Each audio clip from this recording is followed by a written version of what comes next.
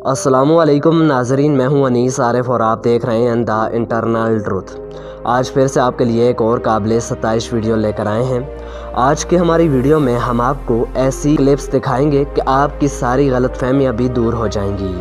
हमारे बेचारे भूले भाले लोग कुछ तुर्किश ड्रामे देखने के बाद इस कदर इनसे मुतासिर हो चुके हैं कि अब इन्हीं को अपना सब कुछ मान चुके हैं, और कुछ लोग तो इतना इनसे मुतासिर हैं कि तुर्की के लिए अपनी जानें तक कुर्बान करने को तैयार हैं। ओ भाई, होश के नाखन लो।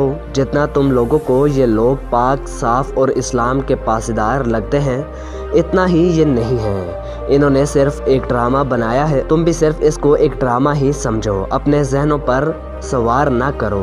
अगर सोचना है तो अपने प्यारे वतन पाकिस्तान का सोचो। हम लोगों का सबसे बड़ा मसला भी हमेशा से यही रहा है कि हमारे कुछ लोग ईरान से मोहब्बत रखते हैं तो कुछ तुर्की से, कुछ सऊदीया से तो कुछ अमेरिका या चाइना से। और मेरे प्यारे पाकिस्तानियों, ये सब सिर्फ और सिर्फ अपने मफादात के लिए तुम्हें इस्तेमाल करते आए हैं। तुम्हारी पहचान सिर्फ और सिर्फ तुम्हारी रियासत यानी पाकिस्तान से है, तो अपने वतन का दिफा करो, इसकी चीज़ों को प्रमोट करो, और किसी के बहकावे में आकर फजूल इसकी बेजा हमायत करने से पहले हकायक भी जान लिया करो।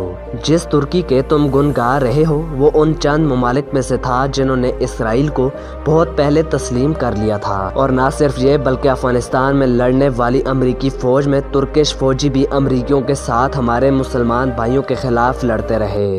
हकायक जब जानोगे तब इनके गुन गाना भी छोड़ दोगे। तो नाजरीन, आप इस बारे में क्या राय रखते हैं? अपनी राय का इज़हार कमेंट्स में ज़रूर कीजिएगा। और अगर आज की हमारी वीडियो ने आपको महसूस किया हो तो वीडियो को लाइक और चैनल को सब्सक्राइब कर दीजिए, और अपने मेज़बान मोहम्मद अनीस आरिफ को दें इजाज़त। मिलते हैं नई वीडियो के साथ, तब तक के लिए अल्लाह निगहबान।